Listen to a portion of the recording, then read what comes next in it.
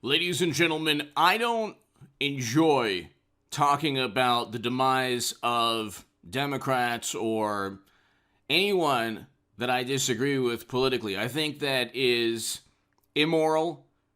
That's the height of it. One of the most immoral things, perhaps the height of immorality, to wish for a detrimental outcome or the demise or some kind of negative experience for people you disagree with politically. That is a really despicable character trait. And you could see what happened when Herman Cain lost his life or when President Trump's brother lost his life. You had hashtag wrong Trump.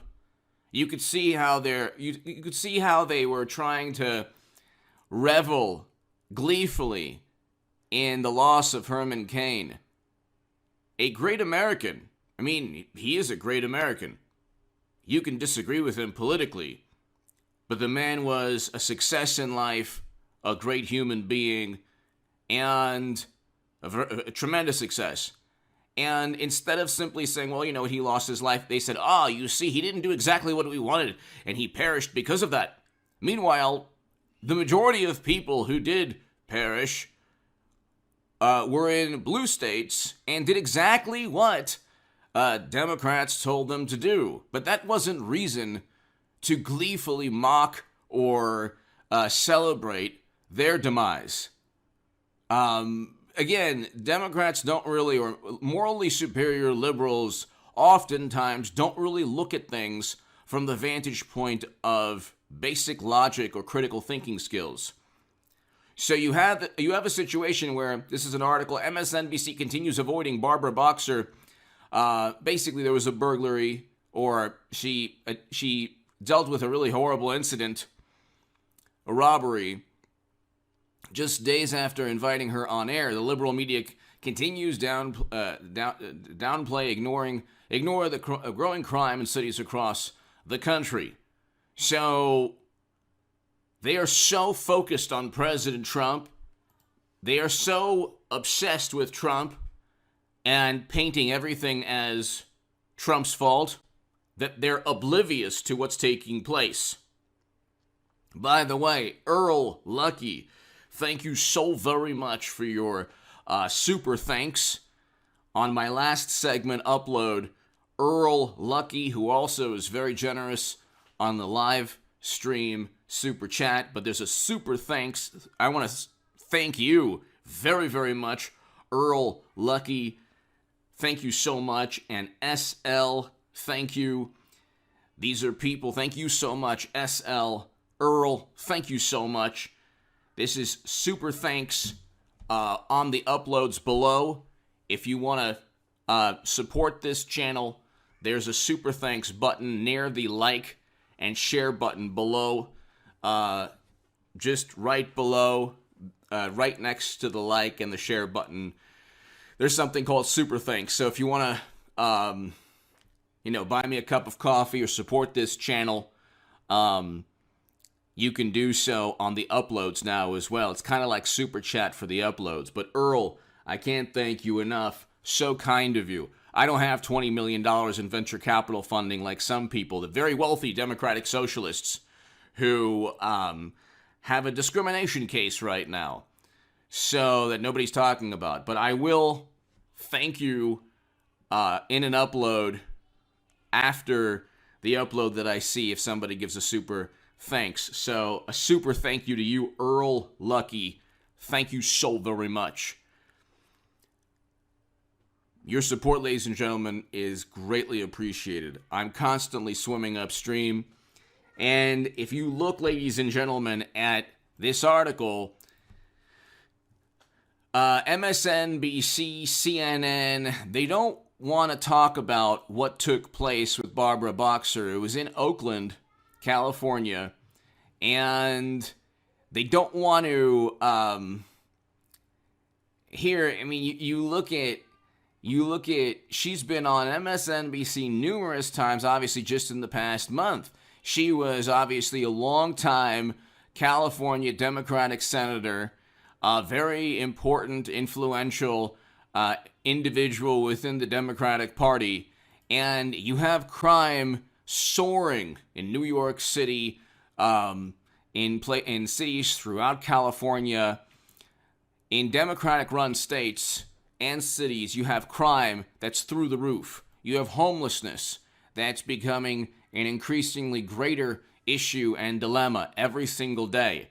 I can tell you, I live in Los Angeles. I can tell you that in Los Angeles, the homeless situation, and I God bless these people. I feel bad for them, but it's like it's getting worse and worse every single day.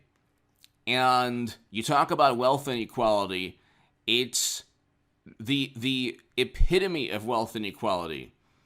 You can see in Los Angeles and New York. You could see people without any home, without even a dollar to their name, living next to multi-million dollar homes in areas of the city, and it's like the Democrats are completely oblivious to their own, like the policies that they've implemented helped create and foment this situation. You don't shut down all of American society and then expect the homeless crisis to be alleviated. You're going to actually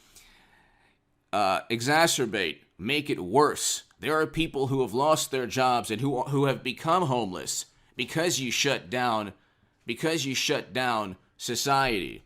MSNBC, ABC, NBC completely avoid Barbara Boxer robbery. CBS offers less than 7 seconds of coverage. Only 2 CNN programs address the former Democratic senator's assault on Tuesday. So it's like, if this was, for example, if you take, let's say it was a Republican congressman or a Republican, senator or whatever, a pundit. You look at what's taking place with Steven Crowder. God bless Steven Crowder. I wish him a safe and speedy recovery. Do I agree with him on everything? No. But he is, extremely courageous, trying to always be at the forefront of the First Amendment in a time when the First Amendment is trying to be erased from our Bill of Rights by, you guessed it, wonderful, morally superior liberal Democrats. But here you have, he was in the hospital. What kind of reaction do you get on Twitter? I don't have Twitter, but I can tell you, you have the most despicable type of reaction. I'm not reacting that way. I'm not saying, you see, the crime is so bad that even Barbara Boxer had to experience it. You've had Democrats, there was one Democratic politician or running for a political contest. He had his car, I think it was like stolen during an interview. I forgot exactly what the story was. The crime is rampant, and you have the absurd defund the police narrative. You get this like really warped dystopian type, well, let's reimagine this. Like, no, unless you can reimagine, unless criminals reimagine not committing crimes, you shouldn't reimagine law enforcement. If there's, I'm a strong supporter of law enforcement. I'm a member of the 1199 Foundation. You could see up on the wall, supporting the families of fallen CHP officers. God bless the California Highway Patrol. But I also understand that in any industry, whether it's the medical industry with doctors or lawyers or accountants or law enforcement officials, you're going to find people who, break the rules or who do things that are not appropriate or just. That happens. That could be addressed. Yeah, brutality is an issue that needed to be addressed. It should never have been addressed through $1 to $2 billion in property damage, 25 lives lost according to Wikipedia, and calls to defund police. Okay? You shut down society because of safety. You say that science is making you lock things down. Meanwhile, mayors of cities are threatening to withhold the electricity to houses that have house parties during these societal shutdowns. Okay, in not just in like every major city, that type of thing was taking place. You're not going to control things that you just can't. Sometimes there are things that you just can't control, and you have to not react in a paranoid manner.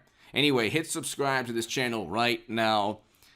They don't want to talk about the crime because it doesn't suit their narrative, because their policies right now are ruining Democratic-run cities and states. Highest unemployment rates, soaring crime, homelessness, and it's happening under their watch and in Biden's America. Give me your thoughts below. Hit subscribe right now to my super thanks. Earl, Lucky, thank you again. SL, thank you. Ladies and gentlemen, thank you so very much. If you want to support my voice and my work, the super thanks is below.